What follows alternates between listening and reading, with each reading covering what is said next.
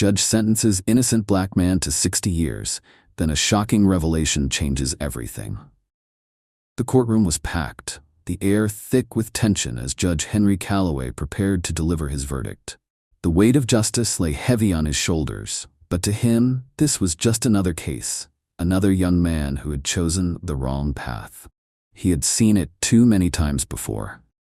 He glanced down at Jacob Carter, a 24-year-old defendant with hollowed-out eyes, his hands trembling ever so slightly at his sides.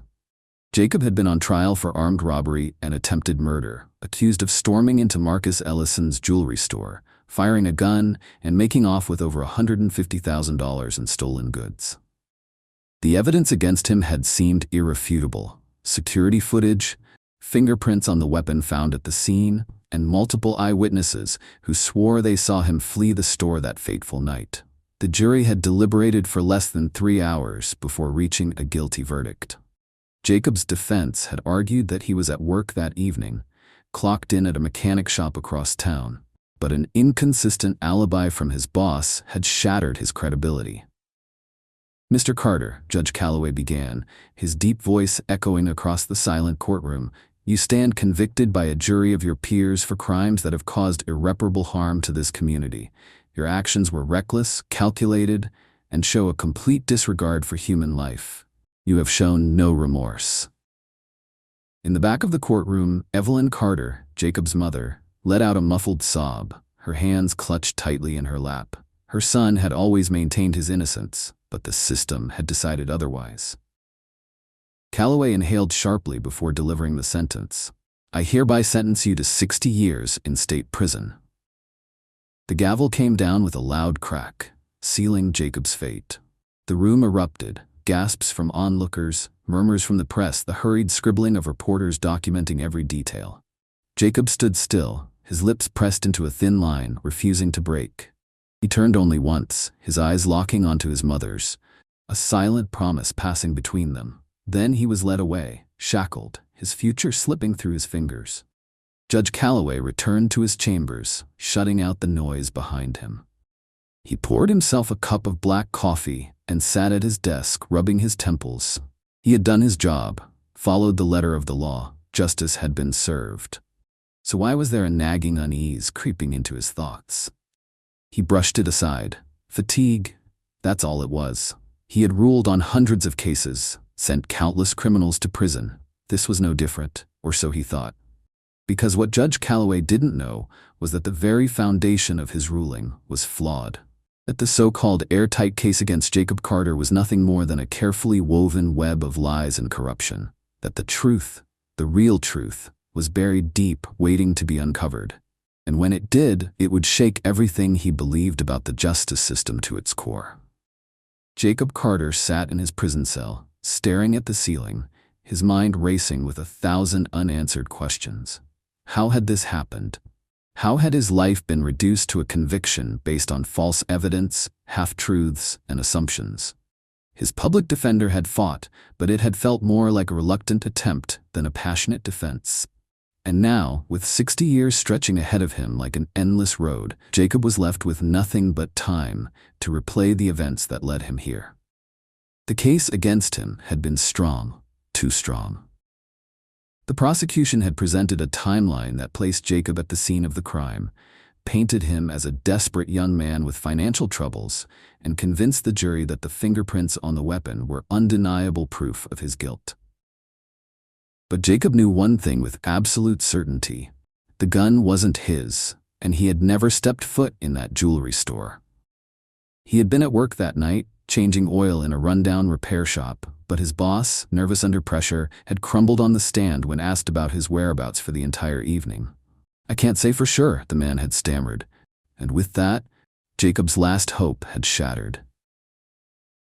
The most damning piece of evidence had been an anonymous tip that led officers directly to him. The police claimed they received a call from an untraceable number, reporting that Jacob had been seen near the crime scene, acting suspiciously. That call, along with a so-called eyewitness testimony from an elderly man who was certain it was Jacob, had solidified his conviction. But none of it had felt right to him. Not the rushed police work, not the inconsistencies in the witness testimonies, and certainly not the way the judge had looked at him when delivering the sentence. To Judge Calloway, he had been just another name on a docket, another case to close. And Judge Calloway had been certain. He had sat high on that bench, delivering his verdict with the same unwavering conviction he always did. A man of the law, a man who believed in justice. But he had no idea that the case he had just ruled on was anything but just. Because in the weeks following Jacob's sentencing, cracks began to form in the seemingly airtight case. It started when a low-level court clerk, Samantha Ruiz, came across something odd in the evidence logs while filing old case records. A gun, matching the one supposedly used in the robbery, had been confiscated 2 days after the crime took place during an unrelated police operation. The gun had been booked into evidence under a different case number, and its serial number matched the weapon prosecutors claimed belonged to Jacob. But how could that be? If this was the same gun, how could it have been used in the robbery before it was even seized by police? Ruiz hesitated before reporting it. The case was closed, and no one wanted to be the one to question a ruling. But her gut told her something was wrong. She printed the records, made copies, and tucked them away, unsure of what to do next. Meanwhile, retired investigator Daniel Hayes, a man who had seen corruption buried beneath legal red tape more times than he cared to admit, was reviewing cold case files when Jacob's name appeared in an evidence report. The details gnawed at him: the rushed trial, the shaky eyewitness account, the fingerprints that didn't quite add up. Something felt familiar. Then it hit him. Detective Paul Grayson, the lead investigator on Jacob's case, had been involved in multiple high-profile arrests that had secured long prison sentences under similarly questionable circumstances. He was known for always getting a conviction, even when the evidence was thin. Hayes had his doubts about Grayson for years, but no one had ever dared to challenge the detective's spotless record. That was about to change. As Hayes and Ruiz worked separately, both unknowingly circling the same truth, the walls of deception were beginning to tremble. A case built on lies could only stand for so long before the truth forced its way to the surface. And when it did, it would upend not just Jacob Carter's fate, but the very foundation of the justice system itself. Judge Henry Calloway sat at his mahogany desk, the glow of his desk lamp casting long shadows over the stacks of legal briefs and case files. His chambers had always been a place of certainty, of firm decisions and unwavering confidence. But tonight, the weight of doubt pressed against his chest like an unseen force. In his 30 years on the bench, he had sentenced hundreds, maybe thousands of defendants. Some had wept, others had pleaded, but none had lingered in his mind quite like Jacob Carter. The moment he had sentenced the young man to 60 years in prison, something in his gut had stirred. A feeling he had quickly dismissed, but now that feeling had returned, and it refused to be ignored. It had started with an evidence log, a simple oversight, or so he had thought. The report had landed on his desk by chance, just another bureaucratic task requiring his signature. But one line item had caught his attention: a firearm seized in an unrelated arrest 2 days after the jewelry store robbery for which Jacob Carter had been convicted. The description matched the weapon used in Jacob's case, down to the scratches on the barrel. That shouldn't have been possible. At first, Calloway had assumed it was a clerical error. Perhaps the serial number had been recorded incorrectly, or maybe it was just a similar model. But the more he investigated, the harder it became to deny the truth. He requested the full records from both cases, cross-referencing every detail. It didn't take long for the implications to settle in like a lead weight in his stomach. If this gun had been seized after the robbery, then it couldn't have been the weapon used in the crime. And if the weapon wasn't Jacob's, then whose fingerprints had the prosecution used to link him to the crime?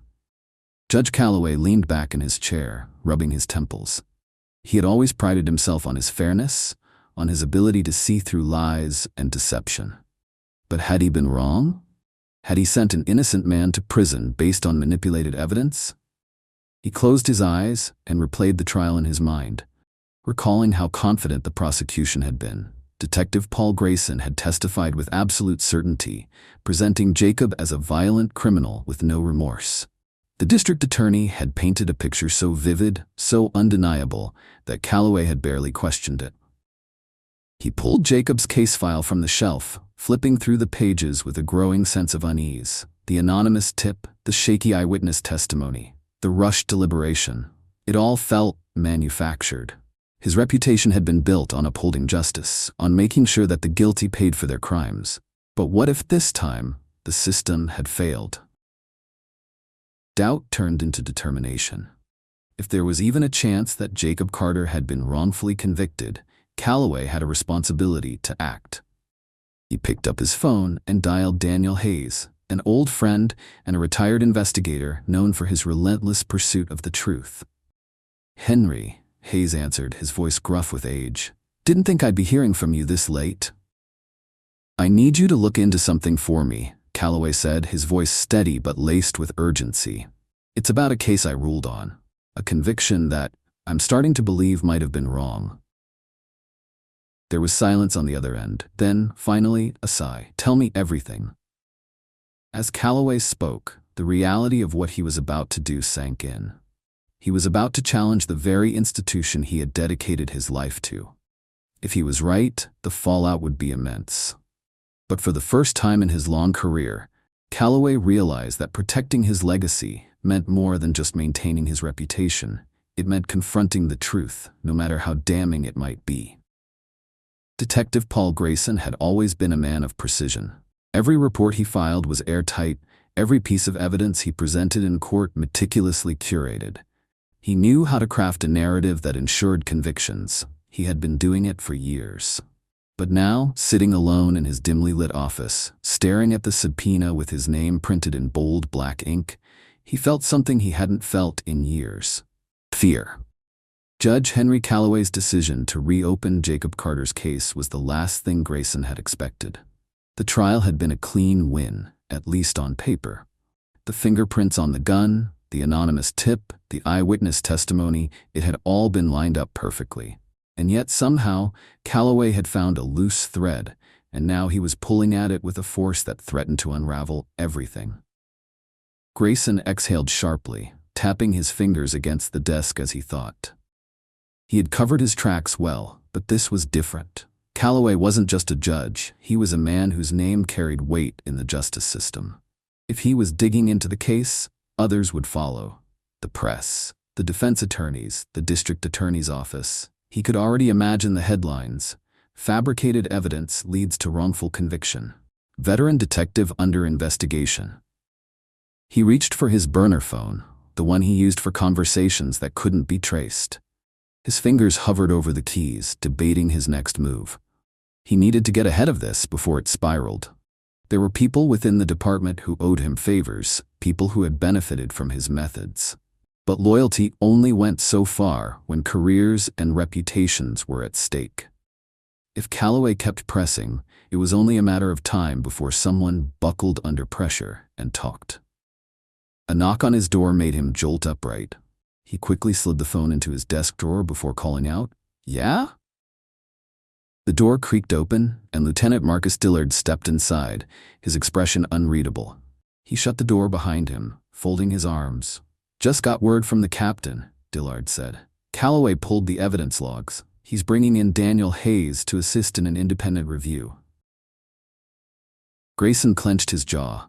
Hayes, that old bloodhound, had a reputation for digging up things that were meant to stay buried. "What exactly did Calloway find?" he asked, keeping his tone even. Dillard hesitated before responding. The gun, the serial number. He realized it was booked into evidence 2 days after the robbery. For the first time, Grayson felt the walls closing in. He had spent his career bending the truth just enough to make the pieces fit. But now he was facing a force he couldn't manipulate. The truth itself. And the worst part, he knew Calloway wouldn't stop until he had it. Judge Henry Calloway sat in his office, the weight of the case pressing down on him like an iron chain. The new evidence had thrown his entire belief system into turmoil.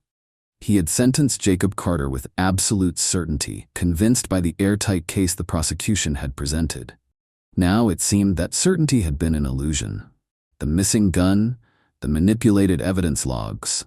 If these discrepancies were real, it meant something far worse than a mistake. It meant corruption, intentional and systemic. He knew what was coming. Investigating a case like this wasn't just about reopening an old file. It was about pulling at the very fabric of the justice system itself. It was about questioning not only the evidence, but the people who had built their careers on securing convictions.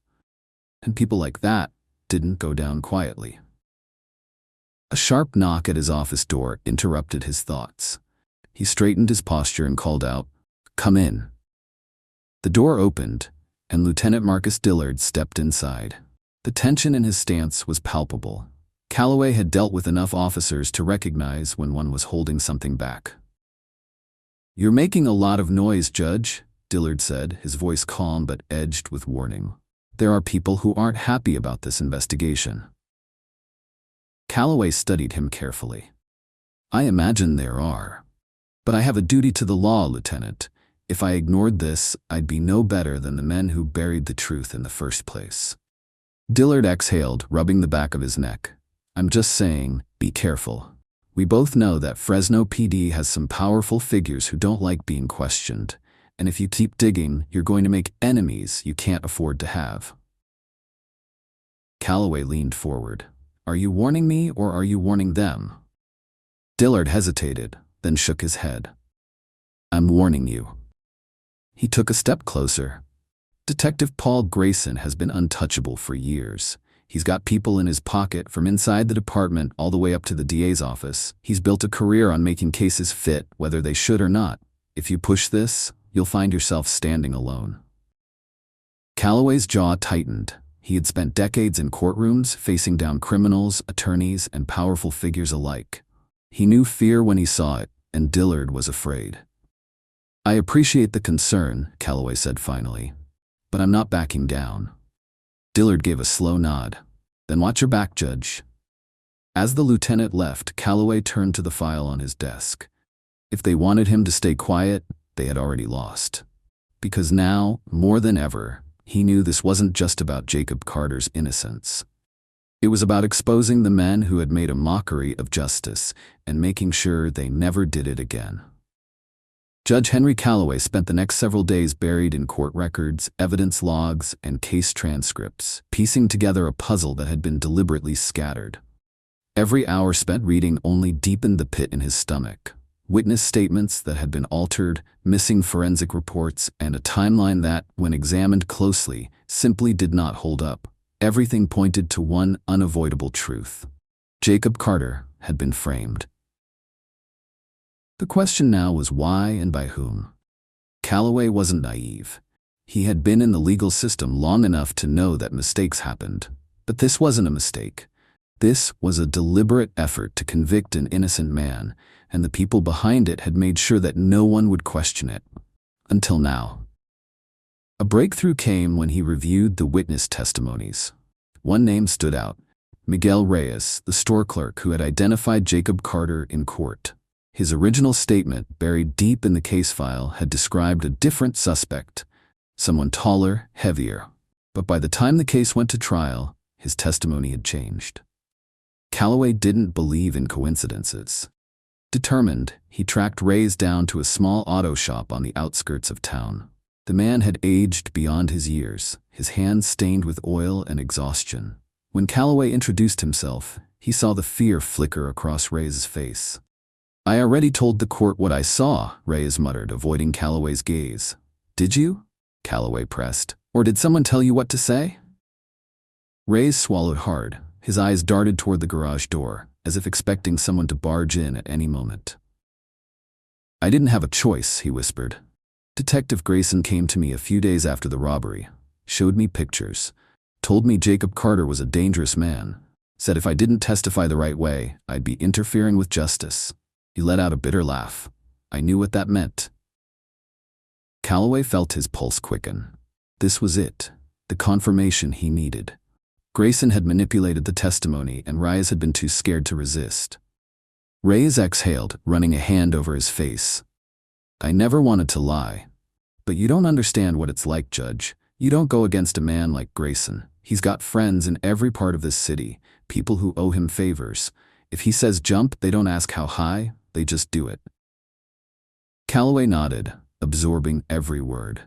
He had spent decades believing in the power of the law, but now he saw how easily it could be twisted by those who thought they were the law.